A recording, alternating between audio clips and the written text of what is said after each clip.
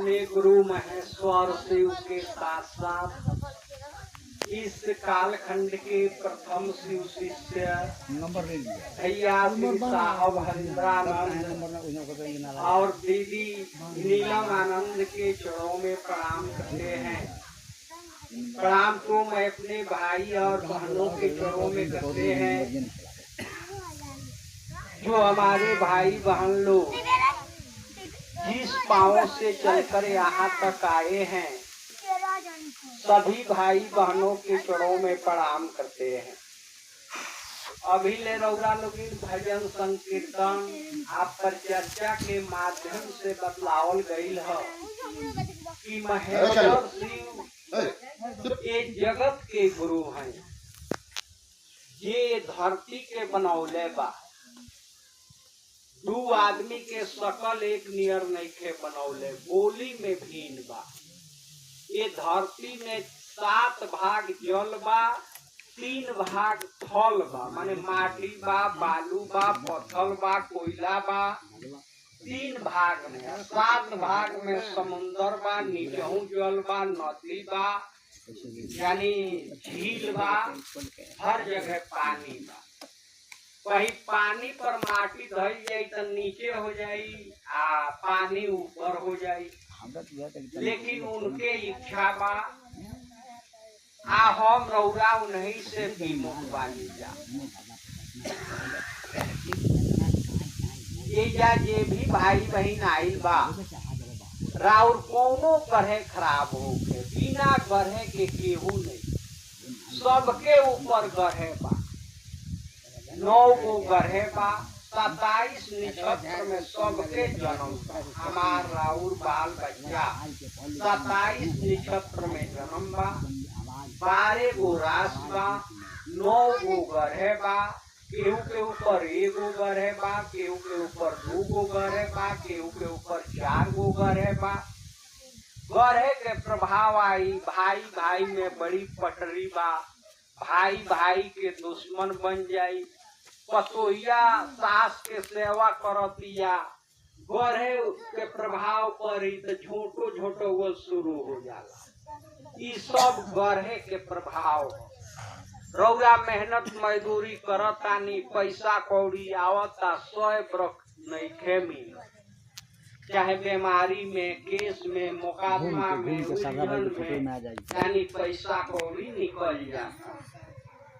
केहू जोशी पंडित के लगे रौरा जाए, ये भारत वर्ष में केहू बढ़न जोशी हो, राउर अपन गढ़े देखलाए, राउर गढ़े देख के बाबा महादेव के ओर रेफर करी। यानी राउर गढ़े देख के बताइए कि तारा पर 2 गढ़े बाकी 4 गढ़े हो गई, बाकी 1 गढ़े बा, परेशानी में बानी रह। वहाँ के राय देव की महामृत्युंजय के जप करा लो, ओकर खर्चा पूछे तो 50,000 बतलाए। रौरा अपन दुख बतलाए कि बाबा हाथ बड़ी खाली बा तो 25,000 में बतलाए कि रुद्राभिषेक करा लो। रौरा कहे बेटी के शादी में खेत बांधे बा, ऊपर कर्जा बा, ये बाबा कम पैसा के उपाय कोनो बताए। तो वहाँ के कम पैसा के उपाय बताए, कम पैसा के उपाय बताए कि 10,000 में पार्थिव पूजा करा, मैंने 1.25 लाख मंत्र के जप करा। साहेब भैया कहनी कि सब कार बनिहारे से कराए नू तो बनिहारिये में बिका जाए, आ कुछ अपना हाथे मेहनत कर ले तो राउर 6 महीना बाल बच्चे आराम से खाए। वहाँ के कहनी कि 9 गढ़े के गुरु शिव हो, अगर रौरा शिव से मन जोड़ लेता नहीं, आई 3 सूत्र ईमानदारी से करे तो राउर गढ़े तो बढ़ले बा, राउर कुछ बिगाड़ी नहीं, मदद लागी करे। ये या तमाम बहन बालों केहू बहन के नए उम्र में कोनो गढ़े खराब हो जाओ, कहीं विधवापन लिखल होखे, ते पर का उपाय बा? बहन मन महादेव से जोड़ के ई 3 सूत्र कैला से बहिन लोग के फायदा बा। बृहस्पति ग्रह आ जाले, अंग भंग हो जाला, घटना दुर्घटना हो जाला। यानी शुक्र ग्रह आ जाइए, एके गो आँख हो, वो बड़ा खतरनाक हो। मुसलमान भाई लोग सुख के दिन, जुमा के दिन दुआ मांगेला, जेकरा ललाट पर चंद्रमा बाए। तो राहु केतु मंगल बुध बृहस्पति शुक्र शनि आ जा तो रौदा के राजा बना सकेला, लेकिन उतरे लगे तो भीख मंगा सकेला। शनि के चढ़ल बाउर ना हो, उतरल बाउर। यानी ग्रह चंद्र सूर्य 9 ग्रह भाई, आ 9 ग्रह के गुरु शिव होंगे। तो शिव के अगर हम रौरा गुरु बनावल जाई, सबके फायदा बा। एजा तमाम के रौरा घरे बेटा बेटी के शादी ब्याह में कोनो बाधा हो, बहिनी शिव के गुरु बना के 3 सूत्र कहिला से बहिनी लोग के फायदा बा। रौरा घरे छोट बालक बालो, बाबू बालो, बाबू लोग के नाव बोलवा दे, बाबू लोग के फायदा बा, सबके फायदा बा। 3 सूत्र में पहला सूत्र दया मांगे के बा कि हे शिव आप मेरे गुरु हैं, मेरे माने हमार रौरा गुरु हैं, हम राउर शिष्य हैं, चाहे शिष्या हैं, हमरा पर दया करी। दया के माने याद होला, जौना चीज से प्रेम होला वो याद में उतर जाला। पति से प्रेम बा तो पति परदेश बाड़े, याद में बाड़े। बेटा से प्रेम बा, बेटा याद में बाड़े। रौरा नाक में पहले बानी, मान ली कोई भुला जा तो केतना ओकर, आ दूसरा के भुलाई तो कौन ओकर। ते अपना में दर्द होला नु, ये से उनके आपन बना लेवे के बा। पहला सूत्र दया मांगी, दूसरा सूत्र में वो भाव सत्ता हो। चुपचाप रह जा। भवम भवानी सहितम नमामि, भवानी के पति भाव के भूखा होंगे। अगर पति के लगे भाव बा तो पत्नी के भाव के आवश्यकता बा। अगर भाव ना मिली तो प्रेम प्रकट ना होला। भाव चाहिए, दोनों भाव मिली तबे प्रेम प्रकट होला। यानी मन आपन समझे, उनके भाव में उतर जा, यानी सब खेल उनके दया के बा। रौदा के का चाही, केकरा के नहीं कम दहले। माता पार्वती पढ़ी शिष्या है, उनके अपना दिल में उतार लहली तो माई के पूजा नहीं के हो, हर जगह होला। शुक्लाचार्य जी के मृत संजीवनी विद्या दे डाले, दुर्गा के त्रिशूल दे डाले, शुक्लाचार्य के मृत संजीवनी विद्या दे, भगवान विष्णु के सुदर्शन चक्र दे डाले। के नहीं के पौले, कुबेर के अलकापुर के राजा बना दे, धन के खजाना के मालिक हम। तो हम रौरा उनके शिष्य बनल जाओ, दया मांगल जाओ। दूसरा कार बा अपना गुरु के चर्चा करी। ये बात के रौरा दूसरा से बताई कि हम शिव जी के गुरु बना लेनी। रौरा अगर ना बनौले बानी तो रौरू बना के 3 गो कार करे के रौरा समझावे के बाद दया मांगल जाला, चर्चा कइल जाला। ई चर्चा अनिवार्य बा। ई रौरा अपना गुरु के कार करतानी, पूजा पाठ कइनी, ई गुरु के कार ना हो। ओकरा पीछे तो बेटा बेटी धन कुछ ना कुछ लालच बा, लेकिन ये उनके कार हो। यानी हमरा रौरा नाम जपत शिव अमर भय हूँ, जन्म मरण के संशय गए हूँ। यानी हम रौरा जन्मल जाला, मरल जाला। राजा हुए उन्हों के लड़का के जन्म हुई तो मरे के बा। तो जन्म आ मरण 2 गो दुख बा।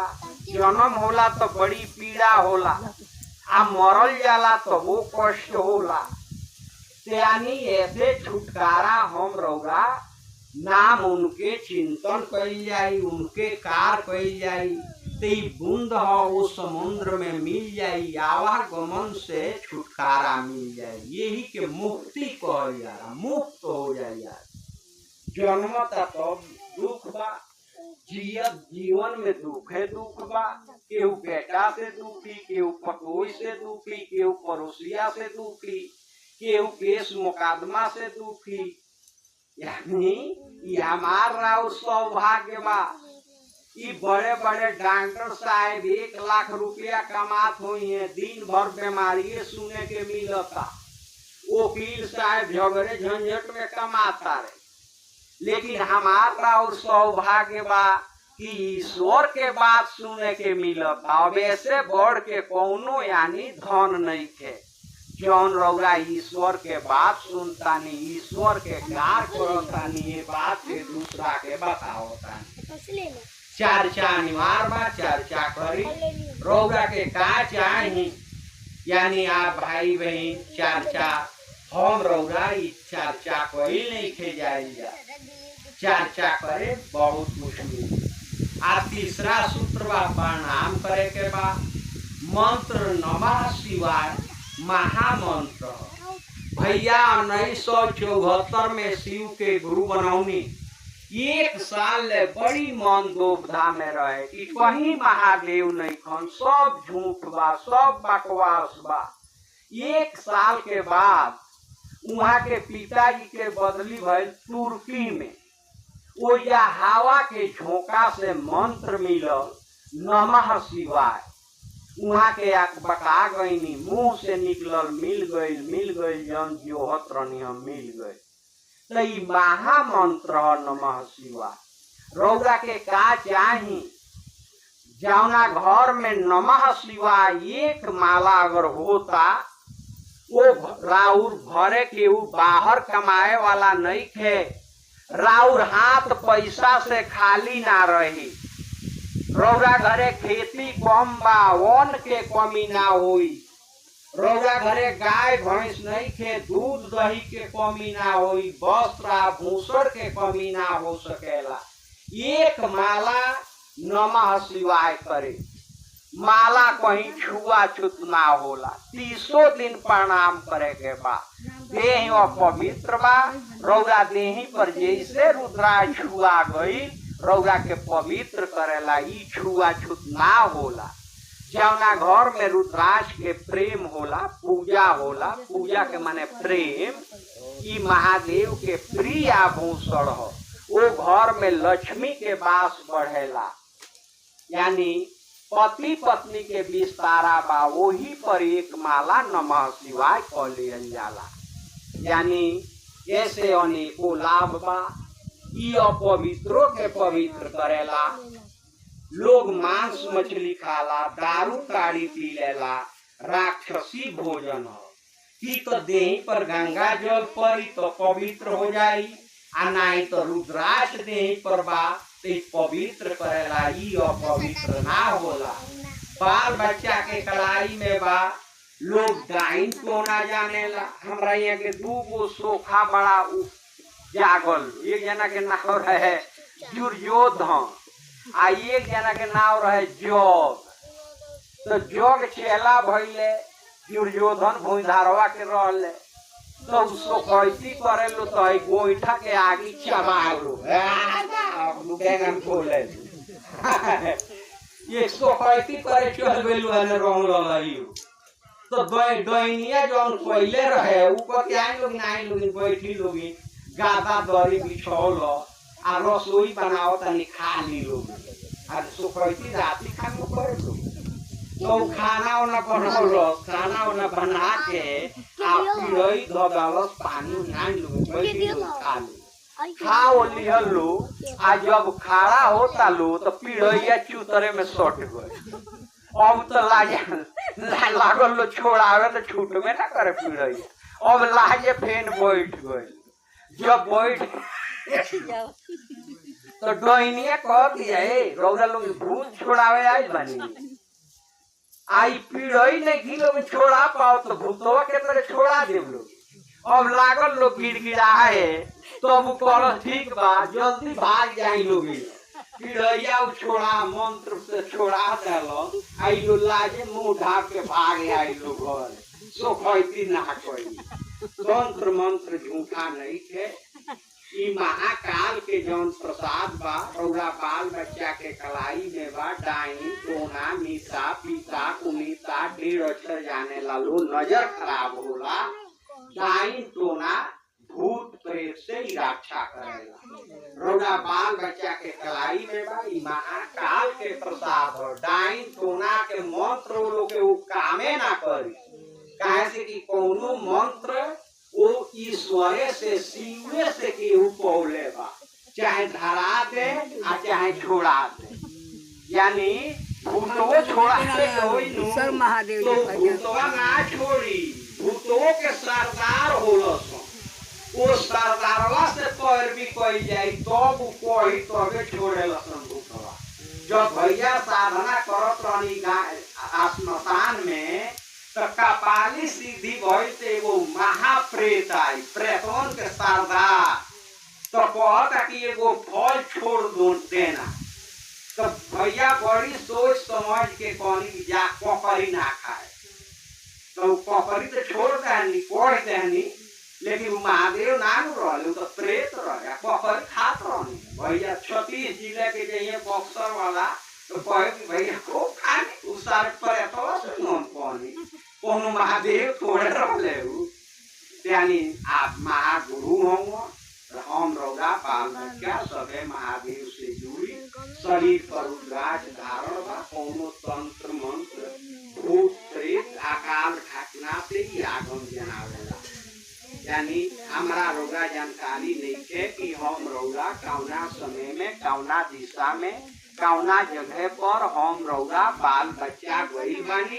कोनो घटना हो जाए कि ठीक ठाक घरे आ जाए लेकिन 108 दाना 4 दिशा होला 27 नक्षत्र के गणना होला यानी रौदा के सचेत कराई यानी हम रौदा काल के गाल में बानी जा सबके ऊपर ग्रह के प्रभाव बा मान ली हमरा कोनो घटना दूधही ब्लॉक पर 6 बजे लिखल बा तो जगह पर हम पहुंच जाए उस जगह समय आ पात्र तीनों जगह पर आ जाई आ वो घटना हो जाए तो यानी महाकाल के प्रसाद है यही के संगे हमार प्रणाम स्वीकार करें।